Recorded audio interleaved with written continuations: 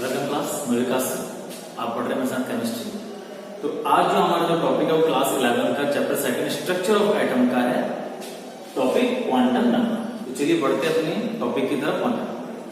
Quantum number समझने से पहले इससे पहले जो वीडियो हमने जो बनाई थी उसमें हमने बताया था कि हाइजेनबर्ग ने किस तरीके से ऑर्बिट और ऑर्बिटल को डिफाइन करा था, और ये बताने की बहुत अच्छा कोशिश करी थी कि ऑर्बिटल्स क्या होते हैं और ऑर्बिट क्या होते हैं। जैसे बोर्ड्स ने हमने पहले ही कहा था कि orbits are a fixed path around the nucleus, ठीक है, डेफिनेट पाथ जिसमें कि इलेक्ट्रॉन प्रेजेंट होंगे। बाद में इस थ्योरी को डिनाई कर दिया था और जो हम पे नई थ्योरी आई थी वो आई थी हम पे हाइजेनबर्ग अनसर्टेनिटी प्रिंसिपल। उन्होंने क्या कहा था कि जो electron are not present in a particular orbital, they are present in a orbital.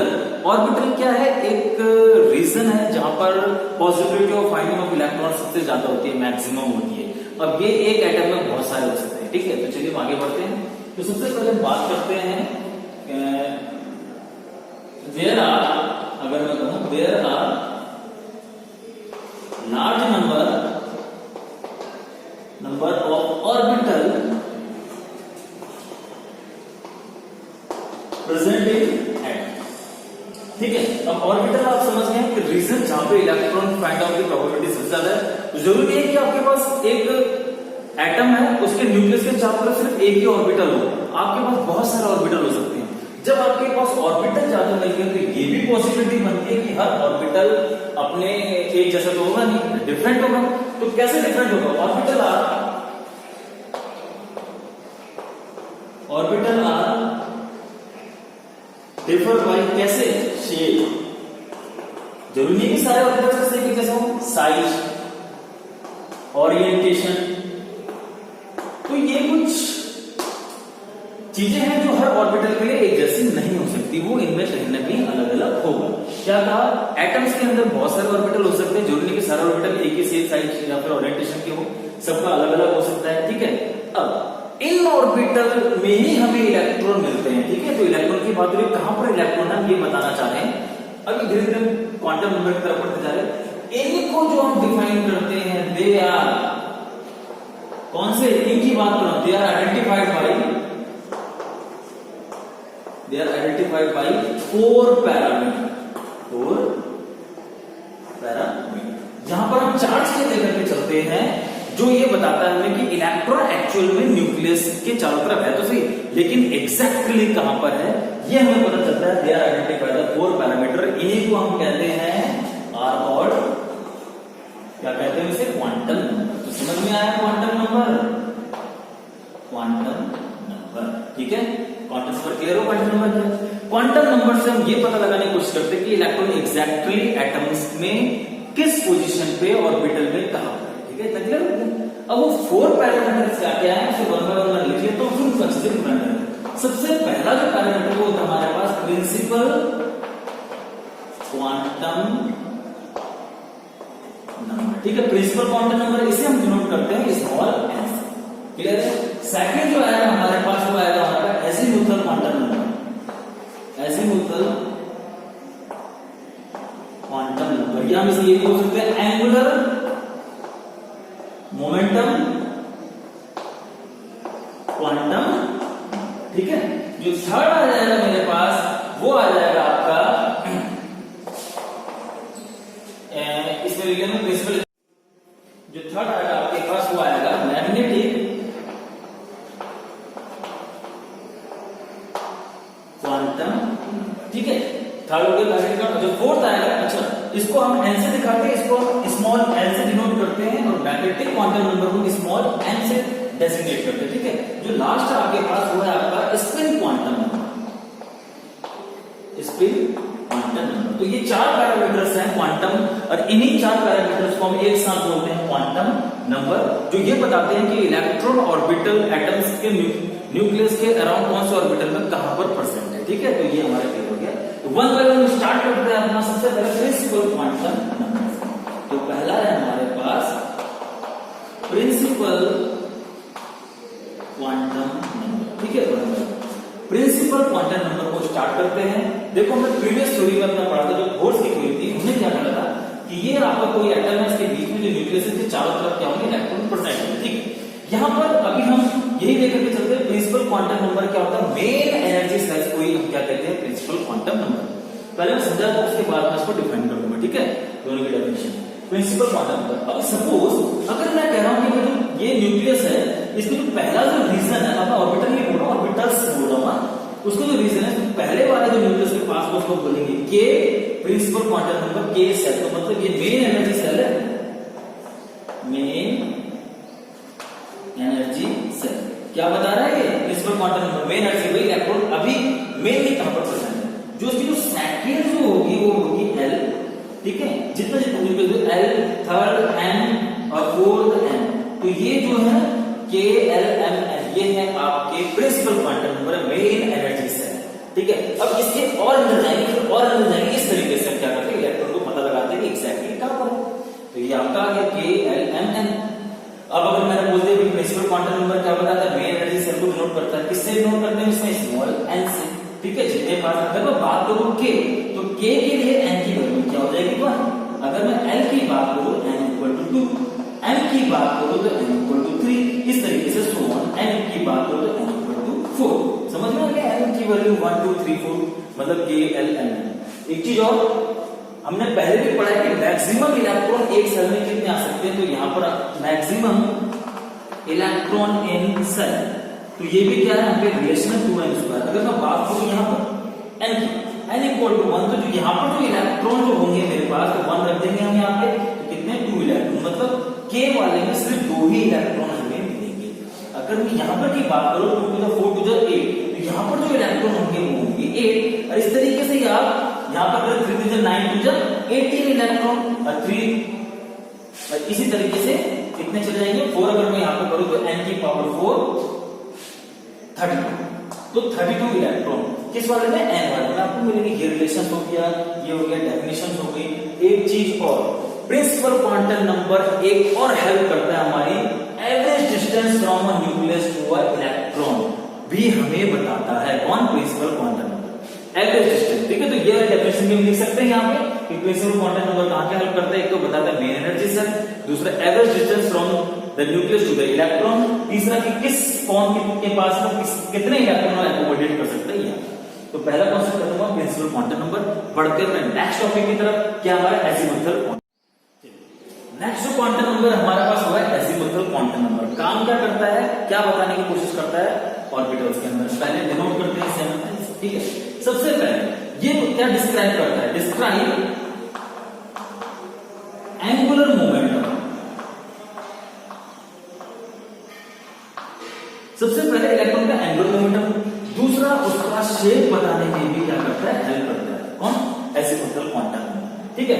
एक तो उसका एंगुलर मोमेंटम बताता है और उसका शेप बताता है, दूसरा ये डिनोटेड क्या करता है, डिनोट, अगर ये मेन सेल को डिनोट करता है, मेन एनर्जी सेल को, तो ये करता है डिनोट सब सेल, सब सेल, या मैं ऐसे बोल सकता हूं सब लेवल, सब, ठीक है। ये चीज है, मेन सेल के बाद आता है एजीमुथल क्वांटम नंबर, क्या डिस्क्राइब करता है, उसका शेप बताता है, उसका एंगुलर मोमेंटम बताता है, और सब सेल, ठीक है। दूसरा, इसकी वैल्यू कहां से कहां लाई करती है, वैल्यू, इसकी वैल्यू लाई करती है 0 to n-1, जहां पर n क्या है मेरा, प्रिंसिपल क्वांटम नंबर, ठीक है। तो पहले मेरे को n निकल जाएगा, उसके बाद मैं इसकी वैल्यू निकाल दूंगा, ठीक है। अब दूसरी चीज आपने चीज और समझनी है, अगर 0 1 2 3 4 सो इस तरीके से वैल्यू आ रही है, इसकी n की वैल्यू आ रही है, तो इससे मेरे को क्या समझने को मिलता है, क्या 0 for s subshell, s orbital, s p d l z and so on, ये s p d l के आएंगे ऑर्बिटल से आपके, s ऑर्बिटल, p ऑर्बिटल, ठीक है, d ऑर्बिटल, कितने कितने उसके अंदर आ सकते हैं। अब हम भरेंगे इलेक्ट्रॉन कितने आ सकते हैं, एक प्रिंसिपल क्वांटम नंबर के अंदर कितने सबसेल आ रहे हैं। अगर अब एक चीज और यहां पर हम करके देखते हैं, अगर मैं सपोज यहां पर मैं निकाल रहा हूं तो n की वैल्यू अगर 1 है, कि n k की बात कर रहा हूं, तो k के अंदर कितने सबसेल है, तो अब यहां पर k की अगर मैं बात कर रहा हूं तो कितने सबसेल हो जाएंगे, इसकी वैल्यू थी 0 to n-1, मतलब कि l की वैल्यू इसके लिए क्या हो जाएगी, 0 ही हो जाएगी, 0 1 - 1 0, तो इसका मतलब सिर्फ पहले वाले जो मेन ऑर्बिटल उसमें सिर्फ s ही ऑर्बिटल आपको देखने को मिलता है, ठीक है, सिर्फ s। अगर बात करो k में सिर्फ s मिल रहा है। चलो आगे बढ़ते हैं, अगर मैं n = 2 करूं तो मेरे पे जो l की वैल्यू है वो क्या कहेंगे, 0 to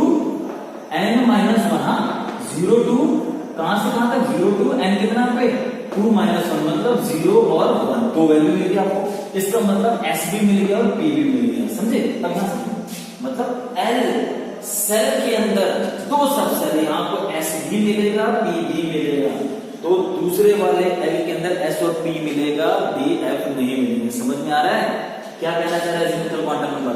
इसी तरीके से अगर मैं n 3 करूं तो मेरे पे वैल्यू 3 आ जाएगी, 0 1 2। इसका मतलब m वाले में ही s भी आ रहा है, p भी आ रहा है, d भी आ रहा है। अब अगर मैं आपसे पूछूं d सब सेल की एंट्री कौन से सेल से होती है तो आप क्या बोलोगे? सिर्फ यहां पे भी नहीं आता, l पे भी नहीं आता, n मतलब m सेल में d की एंट्री हो जाती है, d ऑर्बिटल m के अंदर आता है, k के अंदर नहीं। इतना समझ में आया?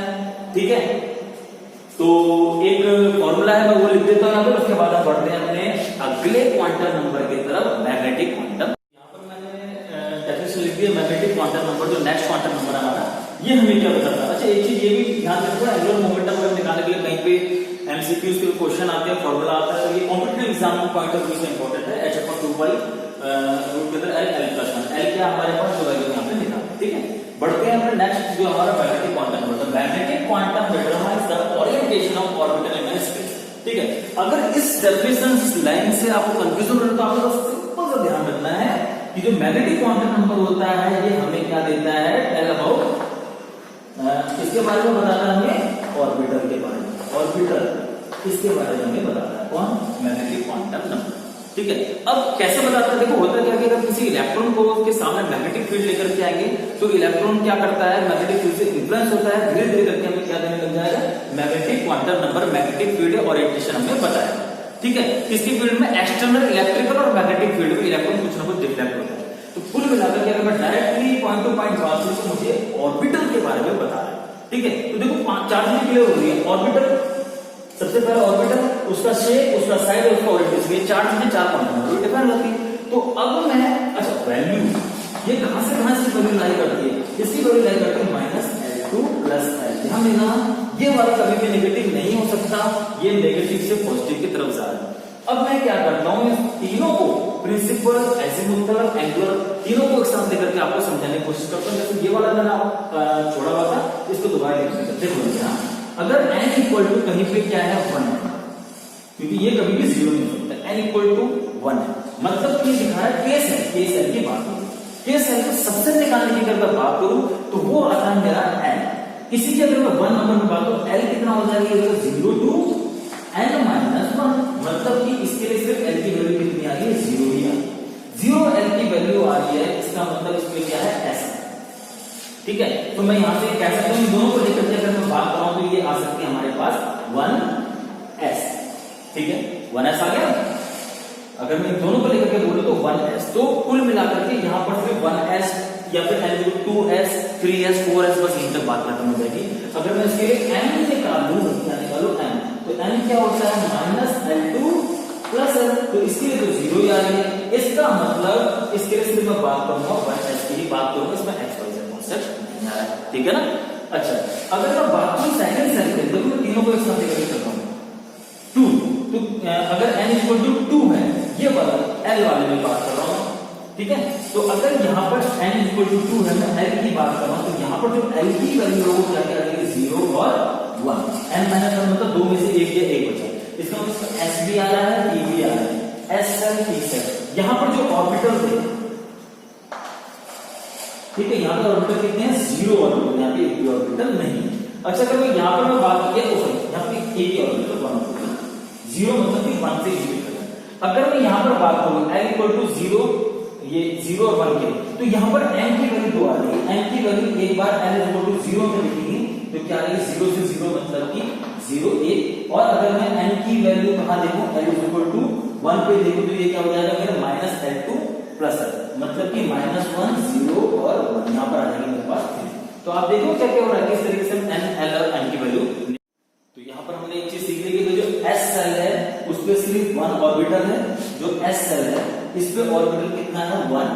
ठीक है, जो हमारा p सब सेल है उस पे कितने ऑर्बिटल है, उस पे ऑर्बिटल है 3 ऑर्बिटल। ठीक है, 3 ऑर्बिटल है, 3 ऑर्बिटल्स में हम क्या करेंगे, फिर हम इलेक्ट्रॉन को फिल करेंगे। ठीक है, अब अगर मैं बात करूं n इक्वल टू कितना 3 ले लेता हूं यहाँ पे, मतलब कि n की वैल्यू अगर मैं k l m वाले में तक पहुंच चुका हूं मैं, m में अगर मैं बात करूं, ठीक है, तो m में जो l की वैल्यू आ जाएंगी वो क्या क्या है देखो, एक आएगी मेरे पास 0, ठीक है, एक आएगी 1, एक आएगी 2, भाई 3 वैल्यूज आ जाएंगी, 3 सबसे, मतलब बात हो जाएगी s की, p की और d की। यहाँ पर d सबसे एंटर हो गया, तीनों में देखो क्या क्या हो जाएगा, इसकी जगह मैं s की बात करूं किसकी, m की वैल्यू, तो इसके लिए कितना हो जाएगा 1 0, इसका मतलब इसमें सिर्फ कितना है 1 ऑर्बिटल।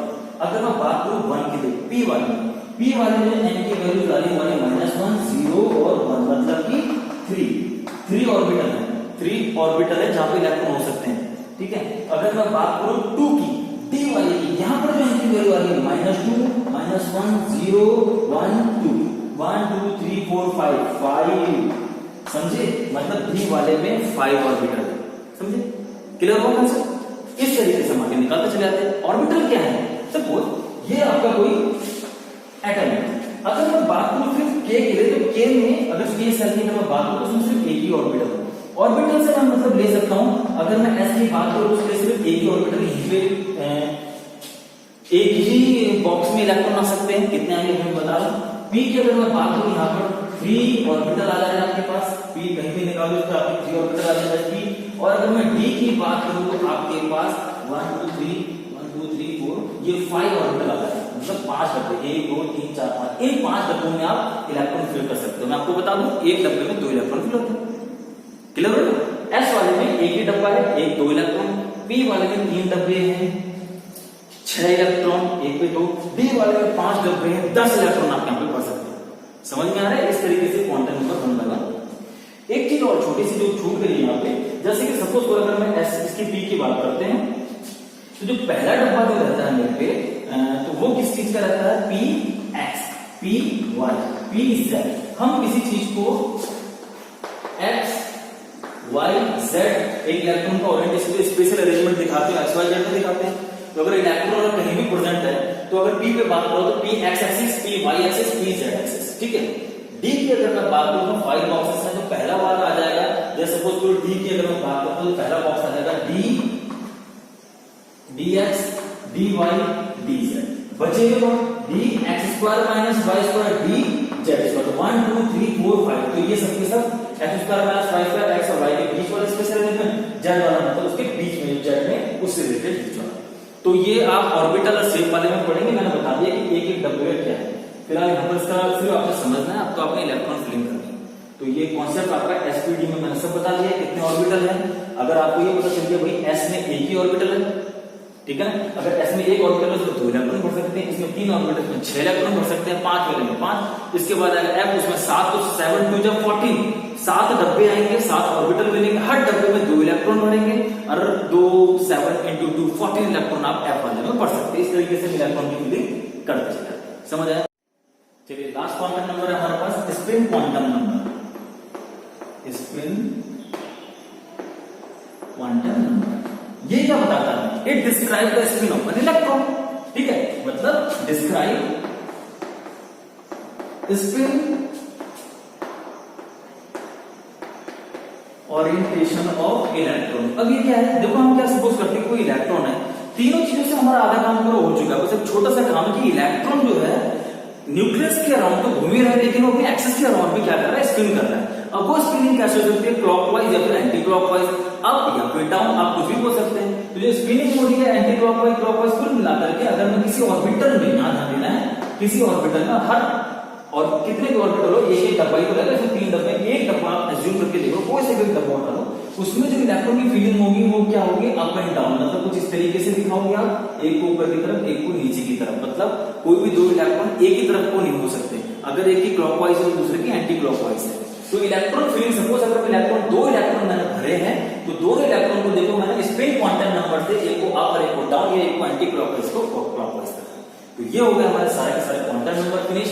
स्पिन क्वांटम नंबर क्या दिखाता है, spin orientation of an electron, ठीक है, ये एक करके सारे के सारे हमने क्लियर कर दिए, ठीक है। अब एक छोटी सी चीज मैं फिर बताता हूँ, सपोज अगर ये लिखा हुआ है हमारे पास 3D, क्या लिखा हुआ है 3D, तो आपने क्या समझना है, ये क्या आपका principal quantum number, principal quantum number या फिर मेन सेट, अरे जो डी है आपका, ये क्या है आपका सबसेट, ठीक है 3D से अगर इससे मैं बात करूं तो अगर यहां से मेरे से पूछा जाए कि n की वैल्यू क्या है तो ये n इक्वल टू 3 और अगर मुझसे पूछा जाए l की वैल्यू क्या है तो आप बोलोगे l इक्वल टू d।